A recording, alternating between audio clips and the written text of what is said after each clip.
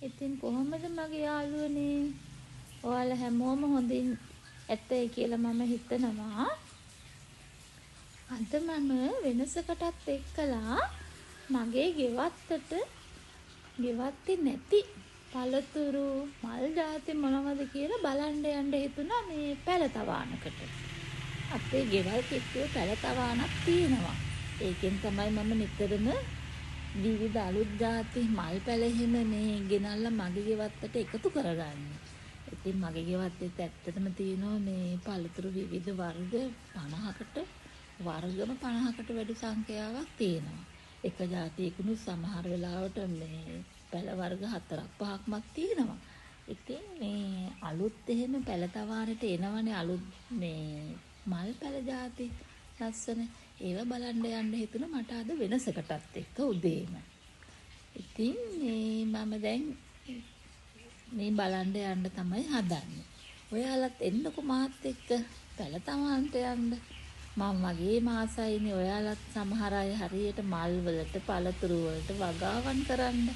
ඉතින් අපි යන්න බලන්න අද පොඩි රවුමක්. මාත් එක්ක එන්නකෝ. මෙන්න මෙතන තමයි මම කියපු තැන.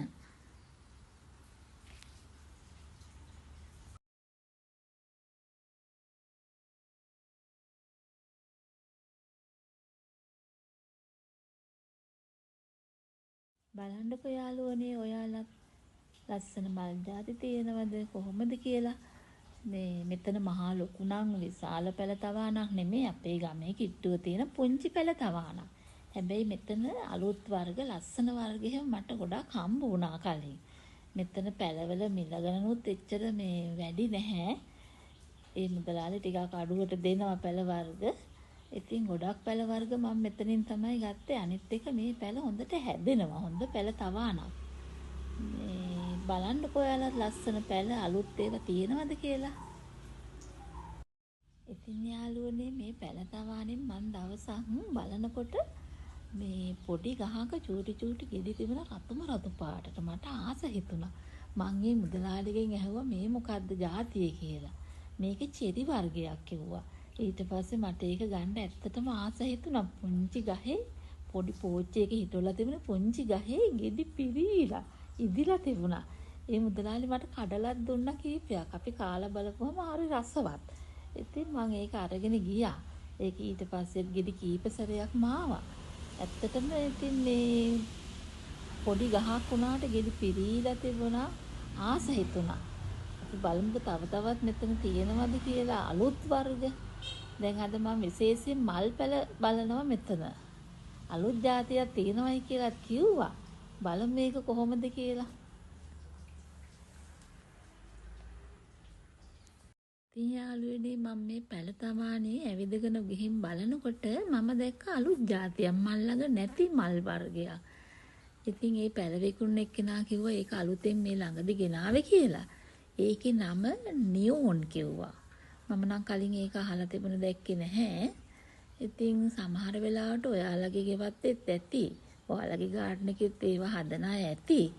ඒකේ නම හරිද කියලා බලන්න ඔයාලා ඒ නමද කියලා. මට කිව්වේ නම් නියෝන් කියලා. මේ මට කමෙන්ට් එකක් දාන්නකො තියෙන අය ඒ જાතිය හරිද කියලා නම. ලස්සනයි හැබැයි චූටි ගහ පිරෙන්න හැදෙනවා කියලා කිව්වා. චූටි ලස්සන දම් පාට තමයි මේ මල. ඉතින් මේ හරිය තියෙන්නේ ඔක්කොම පළතුරු පැල.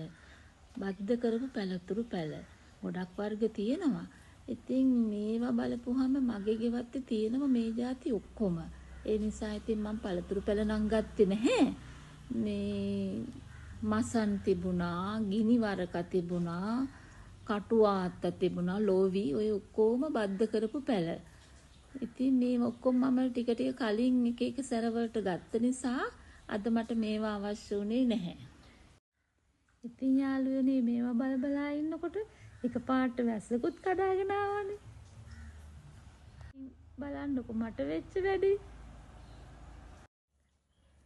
යාළුවනේ මේ පැල තවානේ තියෙන පළතුරු හැම එකම මල් ළඟ තියෙනවා. ඒ නිසා මට හිතුණා මේ ළඟම තියෙනවා කුෂිකර්ම දෙපාර්තමේන්තුව. ඒකටත් පොඩ්ඩක් යන්න මට හිතුණා යමුද මාත් එක්ක පොඩ්ඩක් එන්නකෝ බලන්න යන්න ඔයාලා.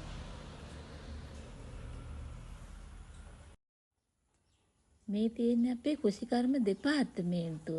ඔයාලගේ පැතිවලත් ඇත්තනේ කුසිකර්ම දෙපාර්තමේන්තුව නේද?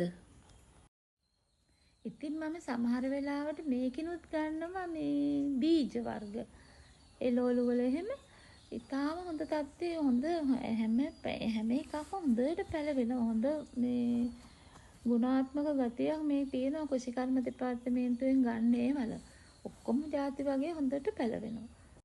අද එතන හැබැයි බීජ වර්ග ගොඩක් ඉවර වෙලා එළවලු වල. ඉතින් මේ එයාලා කිව්වා හෙට ගේනවා කියලා බීජ වර්ග ගොඩක් ಜಾති.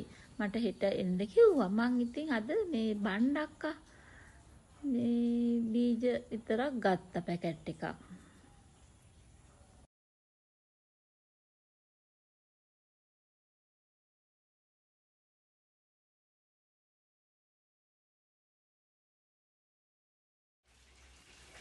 මේ තියෙන්නේ මං අර ගත්ත නියෝන් පැලය. මේ අනිත් එක බෝගොනිලා. බෝගනිලා නම් මල් ළඟ ගොඩක් තියෙනවා. ඒත් මට මේකට ආස හිතුණා. පාට දෙකක් මිශ්‍ර වෙච්ච එකක්නේ. තව මට හම්බුණා පැලවිකුන් එක්කෙනා දුන්නා බෝ කරගන්න කියලා මේ සූර්යකාන්ත මල.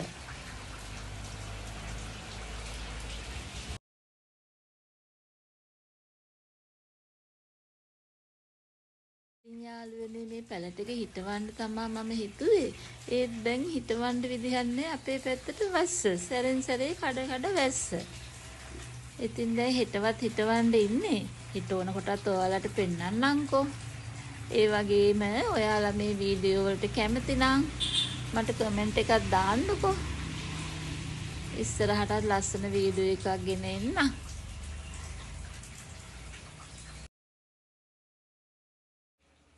එහෙනම් යාළුවනේ ඔයාලා සතුටින් පරිස්සමෙන් ඉන්න. මං ආයෙත් ලස්සන වීඩියෝ එකකින් එන්නම්.